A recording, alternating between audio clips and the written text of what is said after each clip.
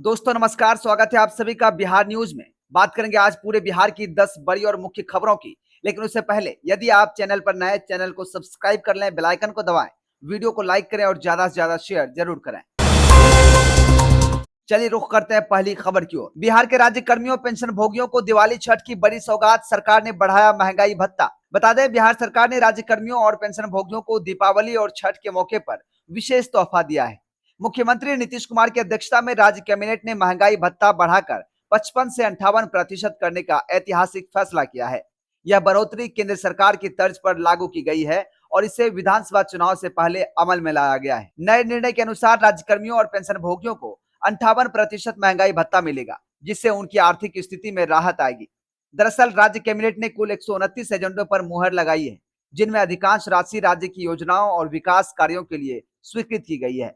नई नियुक्तियों और विभिन्न विभागों से जुड़े प्रस्तावों पर भी निर्णय लिया गया है। 7 निश्चय कार्यक्रम के अंतर्गत संचालित मुख्यमंत्री निश्चय स्वयं सहायता भत्ता योजना में स्नातक, कला, विज्ञान और वाणिज्य के छात्रों को उत्तीर्ण लाभार्थियों को भी शामिल किया गया और योजना में आंशिक संशोधन की स्वीकृति दी गई।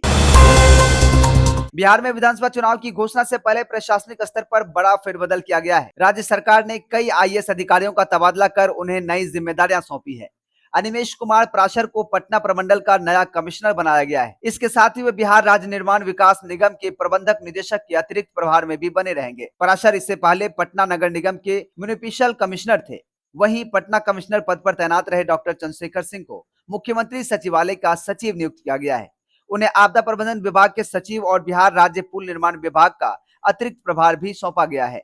अनिमेश कुमार पराशर को पटना प्रमंडल का नया कमिश्नर बनाया गया है। इसके साथ ही वे बिहार राज्य निर्माण विकास निगम को महागठबंधन में सीट शेयरिंग को लेकर तनातनी, वाम दल बोले तेजस्वी को बनाएंगे सीएम कैंडिडेट। बिहार विधानसभा चुनाव से पहले महागठबंधन में सीट शेयरिंग पर पेच फंसा हुआ है। सीपीआई और सीपीएम ने नाराजगी जताते हुए चेतावनी दी कि देरी से उनकी चुनावी तैयारी प्रभावित होगी। सीपीआई ने 24 और सीपीएम ने 11 सीटों की मांग रखी है, जबकि 2020 में इन्हें क्रमशः 6 और 4 सीटें मिली थी। वाम दलों का कहना है कि उन्होंने जनाधार बढ़ाया है और वोट ट्रांसफर की सबसे बड़ी ताकत वे ही हैं। वाम दलों ने महागठबंधन के बड़े सहयोगी दलों से बड़ा दिल दिखाने और त्याग करने की बात कही है। उनका कहना है कि चंदा जुटाकर चुनाव लड़ने वाली लेफ्ट पार्टियों को सीट बंटवारे में देरी से नुकसान होगा। सीपीआई और सीपीएम का दावा है कि वे सहयोगी दलों को सबसे मजबूती से वोट ट्रांसफर कराते हैं और उन्होंने जमीनी मुद्दों को उठाकर अपना जनाधार बढ़ाया है। नीतीश कुमार का बड़ा कदम, 25 लाख महिलाओं के खाते में ट्रांसफर किए गए 10-10 हजार।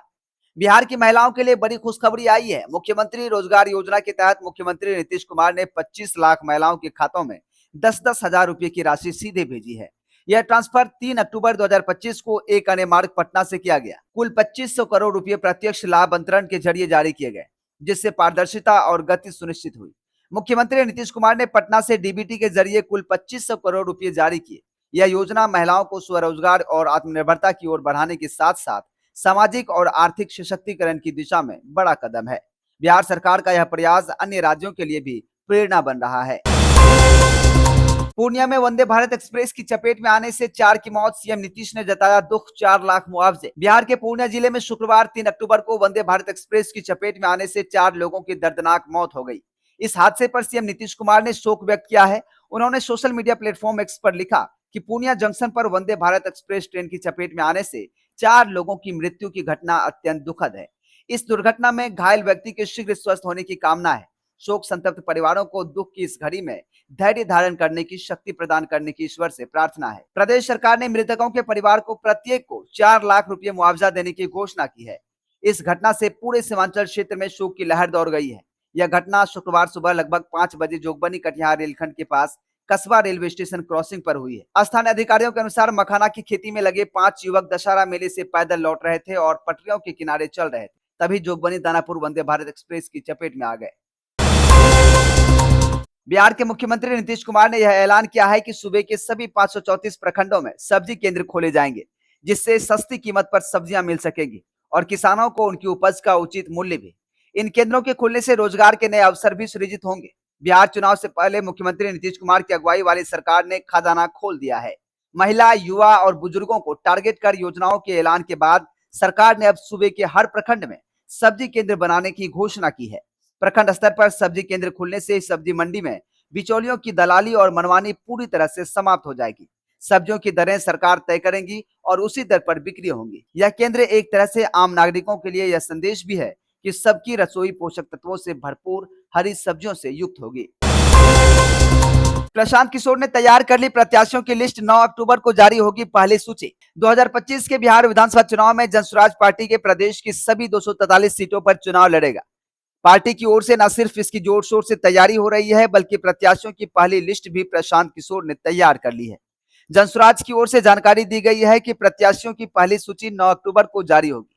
पहली लिस्ट में देखना होगा कि कितनी सीटों पर जनसुराज पार्टी अपने प्रत्याशियों का ऐलान करती है। प्रशांत किशोर ने लिस्ट में किस आधार पर कहां से किसे टिकट दिया है, यह देखने वाली बात होगी। प्रशांत किशोर पूर्ण बहुमत से सरकार बनाने का दावा कर रहे हैं। उन्होंने यहां तक कह दिया है कि अगर 125-30 सीट भी आई तो यह उनके लिए हार जैसी होगी। अब ट्रेन की टिकट के लिए लाइन में लगने की जरूरत नहीं। गया में शुरू हुई नई सुविधा। त्योहारी भीड़ भाड़ के बीच यात्रियों की सुविधा को प्राथमिकता देते हुए डीडीयू मंडल में डिजिटल टिकटिंग सेवाओं का विस्तार कर दिया गया है।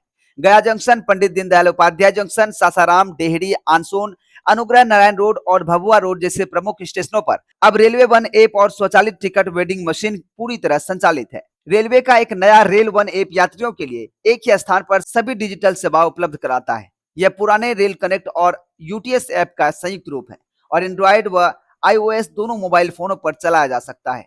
इस ऐप से यात्री आरक्षित, अनारक्षित और प्लेटफॉर्म टिकट मोबाइल से ही प्राप्त कर सकते हैं। इसके साथ ही ट्रेन की वास्तविक स्थिति, आगमन, प्रस्थान समय, पीएनआर की जानकारी, कोच की स्थिति, पार्सल की निगरानी, यात्रा के दौरान भोजन बुकिंग तथा शिकायतों के लिए रेल मदद सेवा भी इसमें शामिल है। पीएम मोदी आज करेंगे 62,000 करोड़ की योजनाओं की शुरुआत। बिहार के युवाओं पर रहेगा फोकस। प्रधानमंत्री नरेंद्र मोदी शनिवार को 62,000 करोड़ रुपए से अधिक लागत की विभिन्न युवा केंद्रित पहलों की शुरुआत करेंगे। प्रधानमंत्री कार्यालय के मुताबिक यह युवा विकास के लिए एक ऐतिहासिक पहल है, जिससे शिक्षा, कौशल और उद्यमिता को निर्णायक बढ़ावा मिलेगा। पीएमओ ने बताया कि पीएम मोदी 60,000 करोड़ रुपए के निवेश के साथ केंद्र प्रायोजित योजना पीएम सेतु की शुरुआत करेंगे। इस योजना में 1,000 सरकारी आईटीआई को हब एंड स्पोक मॉडल में उन्नत करने की परिकल्पना की गई है, जिसमें 200 हब आईटीआई और 800 स्पोक आईटीआई शामिल हैं। दोस्तों, बात करें आज मौसम समाचार की तो बताते हैं आज 4 अक्टूबर 2025 को पूरे बिहार में मौसम में बदलाव देखने को मिलेगा। सुबह हल्की धूप रहेगी, लेकिन दोपहर बाद कई जिलों में बादल छा सकते हैं। पटना, गया, मुजफ्फरपुर और भागलपुर में तापमान 30 से 32 डिग्री सेल्सियस तक रह सकता है। उत्तर बिहार के सीमावर्ती जिलों में हल्की बारिश की संभावना है, जबकि दक्षिण और मध्य बिहार में मौसम शुष्क रहेगा।